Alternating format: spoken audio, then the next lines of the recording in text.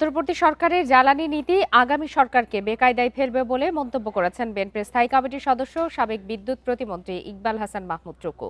ব্যবসা বাণিজ্য স্বাভাবিক হবে এমন ভাবার কারণ নেই বলেও মন্তব্য করেন তিনি। সকালে রাজধানীতে এক আলোচনা সভায় এসব কথা বলেন তিনি। আলোচনায় অন্য বক্তারা জ্বালানি খাতের বর্তমান পরিস্থিতি ও আগামীর চ্যালেঞ্জ তুলে ধরেন। 2007-08 অর্থবছর পর্যন্ত রাজধানীর শ্রীরাপ মিলনায়তনে মঙ্গলবার সকালে বিদ্যুৎ ও জ্বালানি সংকট কাটিয়ে উঠতে পরবর্তী সরকারের জন্য একটি টেকসই পথনকশার সংলাপের আয়োজন করে just energy news. Mobile recharge কিনেন। আলোচনায় অংশ নিয়ে জাতীয় বিদ্যুৎ চুক্তি পর্যালোচনা কমিটির সদস্য মোস্তাক হোসেন খান আদানির সঙ্গে বিদ্যুৎ চুক্তির নানা ত্রুটির চিত্র তুলে ধরে কঠোর সমালোচনা করেন। আদানির সঙ্গে একটা চুক্তি করেছেন, এটার মতন আশ্চর্য, অদ্ভুত এবং বিস্ময়কর চুক্তি হইতে পারে না দুনিয়াতে। পদে পদে আপনার দুর্নীতি হয়েছে। এখানে বের হওয়ার একমাত্র উপায় হচ্ছে আপনাকে যেই সব জায়গায় আপনি দুর্নীতির প্রমাণ পান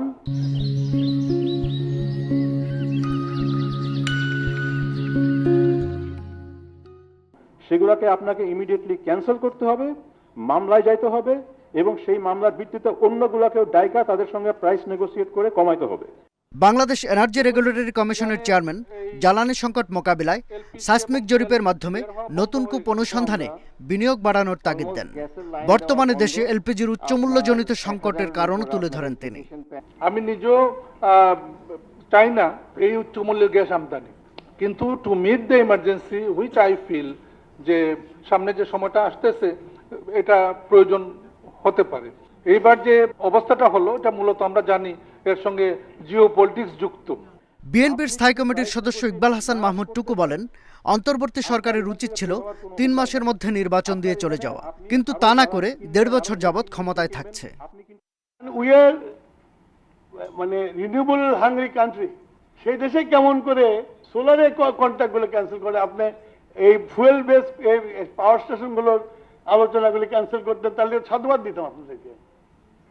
সেটা না করে আপনি রেখে গেলেন যে ইলেকটেড গভর্নমেন্ট আসলে ক্যান্সেল করে পাবলিক ঝাড়ু নিয়ে বেরোবে, বিদ্যুৎ নাই, সেটা ফেস করুন, ওনারা ফেস করবেন না।